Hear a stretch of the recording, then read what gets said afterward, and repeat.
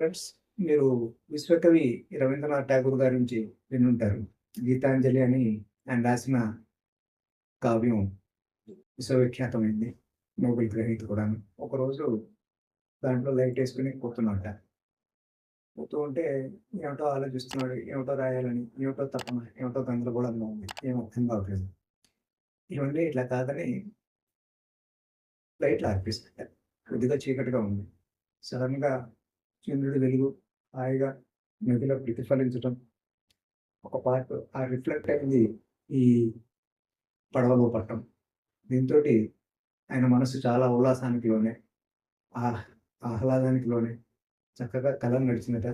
గబగబా తన కవిత్వం రాసుకోగలిగాడు. అట్లాగా మీరు కూడా అలజడిలో ఉన్నప్పుడు ఒక్కొక్కసారి మనసు ప్రశాంతం చేసుకునే ఏదైనా మార్గం చూసుకోండి. చేసుకుంటే మీకు మంచి రిజల్ట్స్ వస్తాయి. అసలు మనం ఈ అపార్ట్మెంట్‌లో కల్చర్‌లో లేకపోతే ఈ చిన్న చిన్న పిచ్చుకగూళ్ళ ఇళ్ళల్లో మనం సూర్యోదయాన్ని చూడటం మర్చిపోతున్నాం. చక్కటి సూర్యాస్తమయాన్ని చూడటం మర్చిపోతున్నాం. చక్కటి చంద్రుడిని చూడటం మర్చిపోతున్నాం.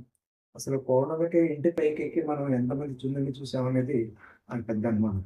ప్రయత్నం చేయండి.